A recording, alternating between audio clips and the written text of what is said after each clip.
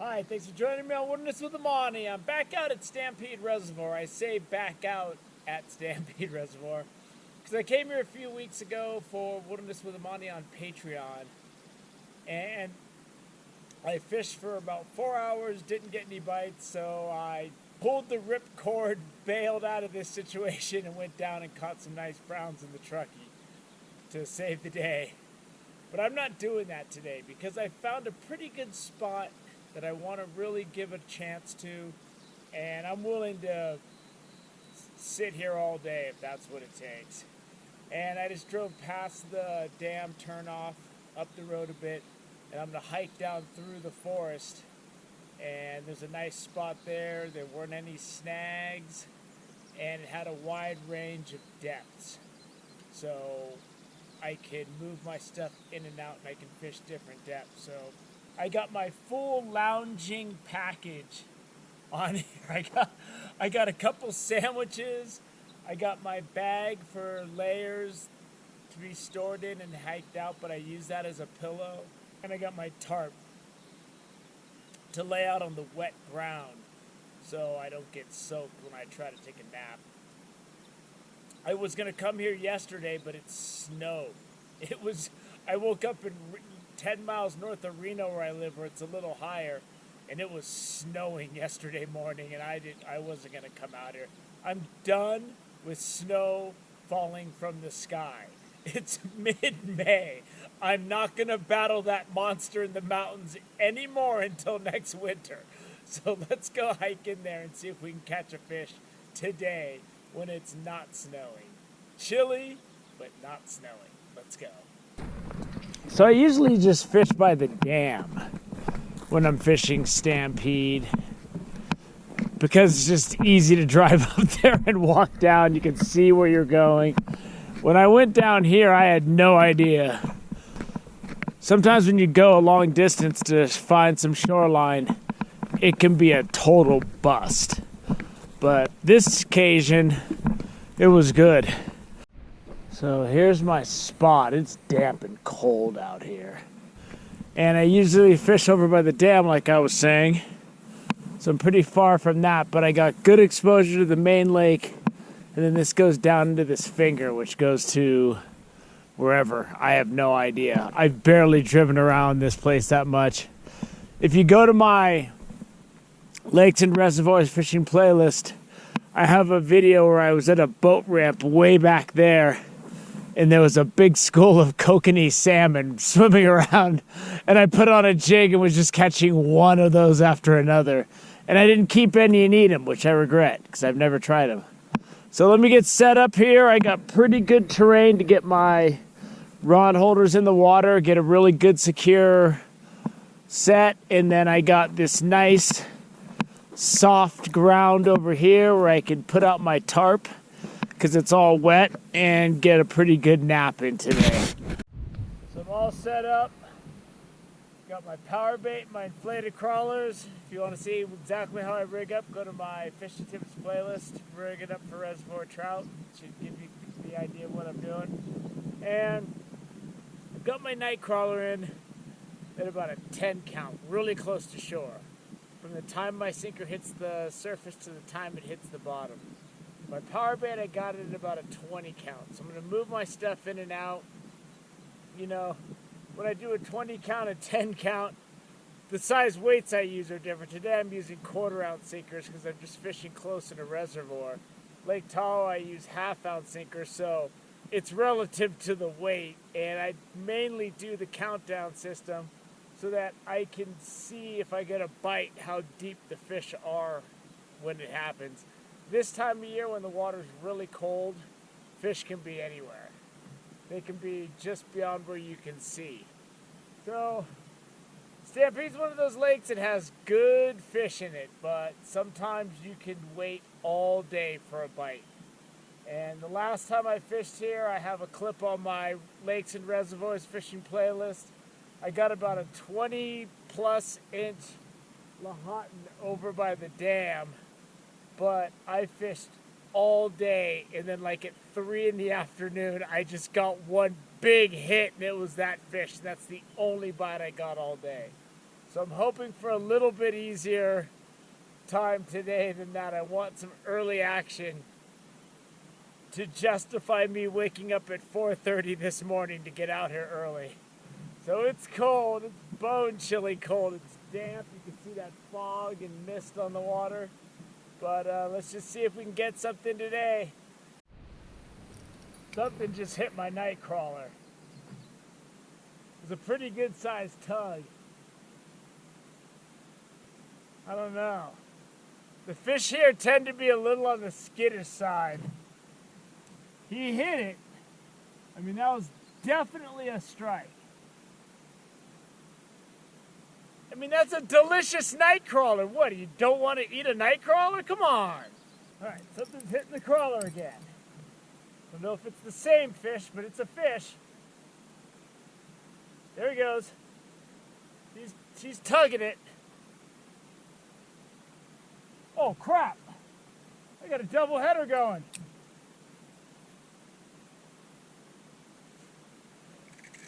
Got that one.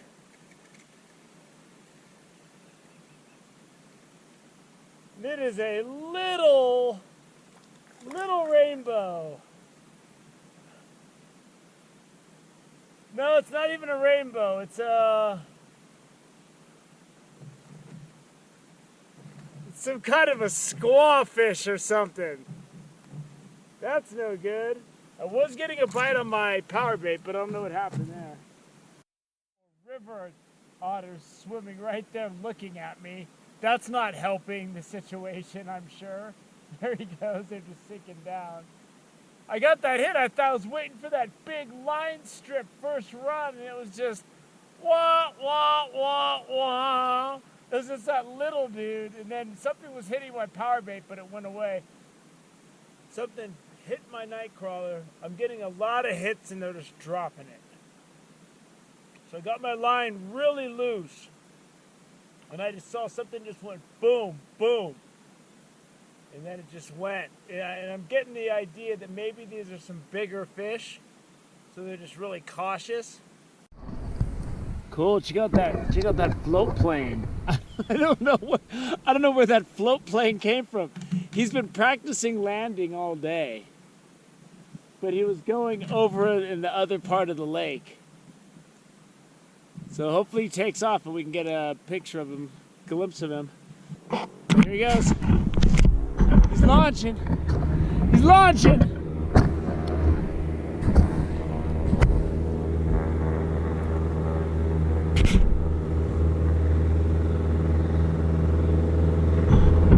There he goes.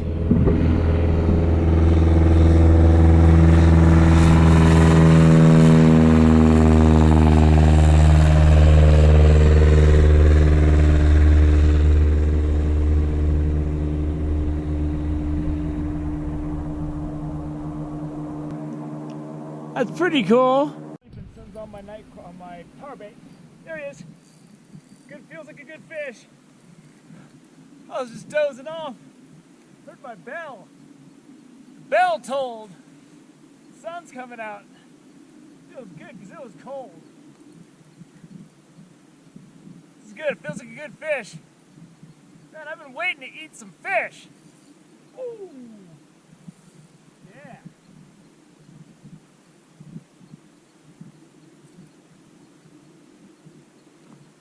My 5-foot rod that I've changed the tip so many times. It's now about a 4'11" rod. 4'10.5".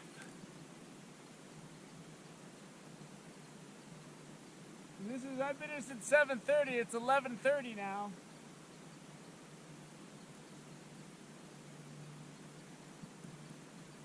Come on, buddy.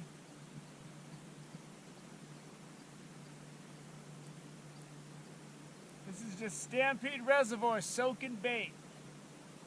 Slow, just let me go. This is at about a 20 count.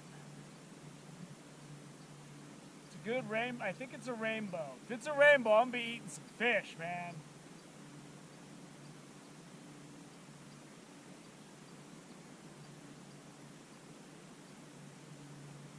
And he kind of took it. I use those really small size 18 treble hooks. They're really sharp. So when they run,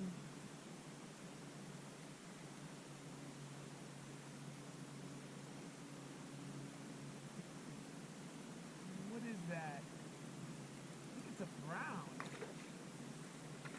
I catch a lot of browns on power bait. I used to think they didn't like it, but they seem to like it. Browns and Mackinaw.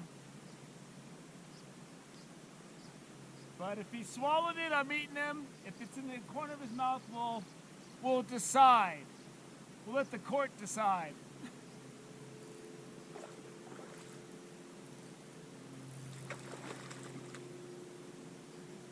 Come on, buddy.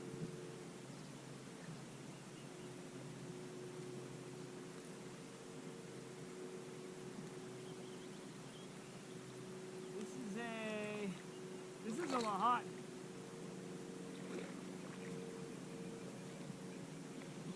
Got him. That's a nice fish. Hook came right out of him. Right out. I'm gonna let this fish recoup. I'm gonna let him go. So I'm gonna put him in here. I'm gonna let him really rest because I fought him for a long time, so he's gonna have to recoup.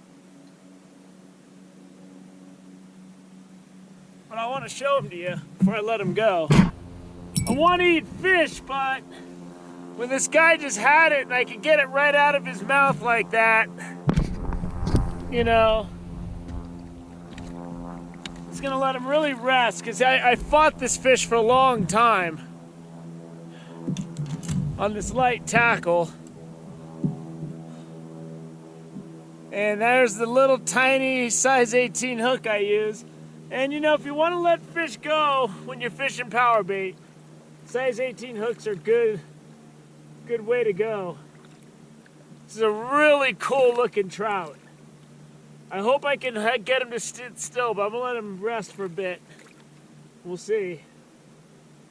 I thought it was a brown because of all of his spots.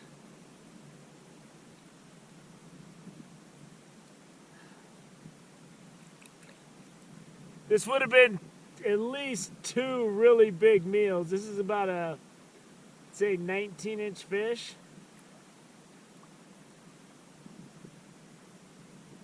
When you get these bigger fish, it's really important. The water's really cold, so the oxygen's really rich.